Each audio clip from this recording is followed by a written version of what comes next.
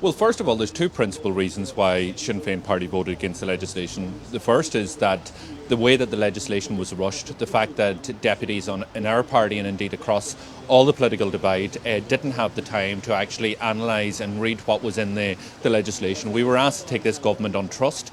We weren't allowed to place any amendments. There was limited question time. There was 15 minutes for three stages of legislation, which usually you have to have about a week of a break between each stage. So on that principle alone, we felt that it was wrong to actually endorse a plan which we couldn't properly analyse and scrutinise. The second thing is that we know that yesterday was only stage one of a wider act, which is to replace the promissory note with a long-term government bond.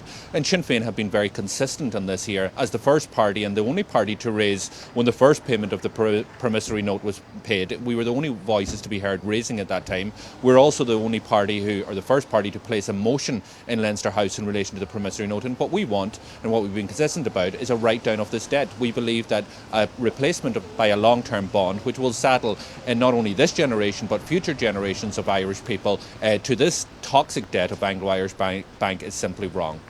We're all waiting to see what the ECB are going to report at their press conference later on this afternoon at about 1:30. I think it will be a disappointment to people who wanted to see this debt taken off the shoulders of the Irish public. Yeah, but we will have to wait and see to see if there's any limited benefit to the Irish people in relation to what could be cobbled together. I think most people looking at this and following what happened last night and today will be asking the very simple question: how does it affect me? How does it affect my family or my community?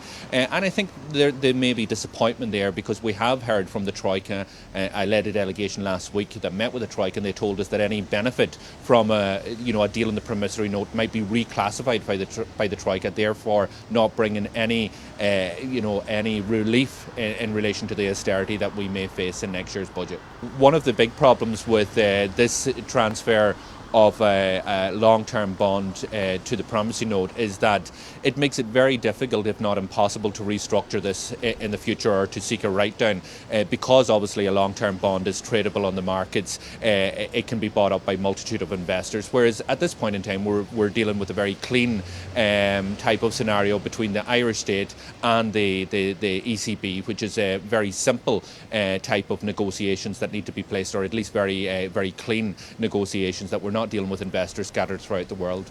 We're expecting to hear from the Minister as to what is the detail of what's going to be contained within any deal if a deal emerges.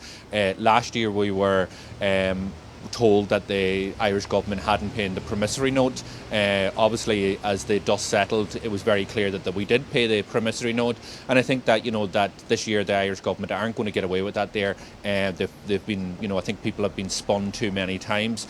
There's also serious questions. I've been looking over transcripts of previous debates that's taken place in Leinster House. Carol Whelan this evening has been tweeting some of those transcripts where the Minister for Finance, the late Minister Brian Lenihan, said that on the wind down of Anglo-Irish Bank that the promissory note would have to be paid in full, that was a condition of the promissory note, and it's questionable as to how the government seem to be trying to avoid paying the promissory note out now at this point in time.